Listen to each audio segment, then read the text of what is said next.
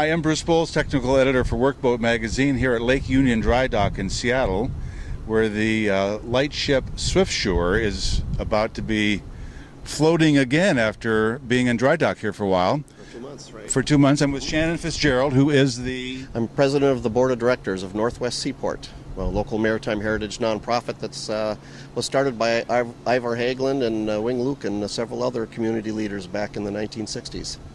And so this is one of your major projects here, is the preservation and public access to this vessel, right? Correct. It's excuse me. It's actually been closed to the public for many years, so that's the major work that we're doing right now. Is not only preservation, which is a big part of it, but we're working to get it back open to the public as a public artifact and a public, basically a platform of service to the community. So there's a variety of different plans we have for the vessel. Can you give me just a short history of the vessel's work and life here? Absolutely. So the ship was built in Camden, New Jersey in 1904, and it actually came around Cape Horn with its sister ship. Of course, that was before the Panama Canal was built, and then became a West Coast lightship. So there's 5 lightship stations, and a lightship station is a place where you still needed to have an important aid to mariners, aid to navigation, where you couldn't build a lighthouse.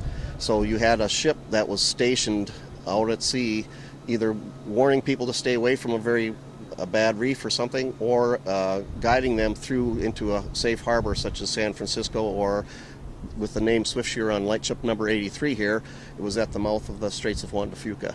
And this was a steam-powered vessel, correct? That's correct, and in fact it's the last lightship in existence in the U.S. that still has its steam plant in it. So there was a couple others that are still around from that era, but they had been modified into diesels during their working life. So this is the most unique lightship left of what's really one of the most unique classes of vessels out there.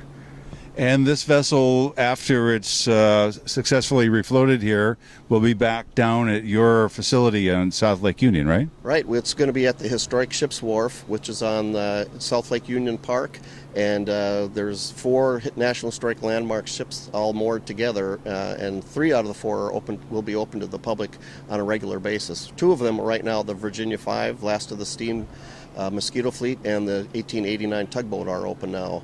The Arthur Foss tugboat is also one of the vessels we take care of. Virginia 5 Foundation has the steamship Virginia 5. Now we all know how expensive it is to refurbish these old vessels and how important it is to do that, but how difficult it is to come up with the money. And now having it in dry dock here and all this must have cost $1 million or more and counting.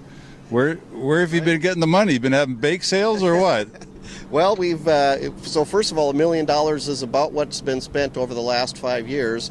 And the neat thing about that is we've won grants nationally and locally to bring funds here. So grants, historic preservation equals good jobs for local workers. So that's one of the nice features of it. But the biggest part of the money was the Transportation Enhancement Funds distributed through Washington State Department of Transportation. So we've worked closely with them, and this finally finishes that grant. Another big part of it was the State Heritage Capital Project Fund. So that was matched to this at a 2-to-1. And then the King County for Culture has been a funder at a smaller level, but at very, very critical times. So they have 3 different grants for that. Yeah. And then the Lighthouse and Lightship License Plate Fund, that you can get a license plate on your car.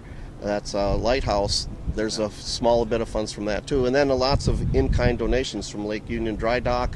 Western Towboat has been a great supporter, right. All sorts of different organizations. Yep. And you still have to rebuild the pilot house and the rest of the superstructure. That's right. So there will be a new deck going on. Hopefully we'll start that this fall or winter, and we already have the season dug for ready for that. So we're poised and ready to go, and that's actually another For Culture grant that's supporting the initial part of that work, but we'll have to do fundraising for that as well. And then we're in the planning stages for the new house to go on, and so we're going to have to do major fundraising for that. First fundraising we have to do is to finish paying our bill, so we went a little bit over budget, and we need to tackle that. Well, so I'm sure you'll take care of that. Yeah. Congratulations on getting her this far. Great, thanks, Bruce. Much appreciated.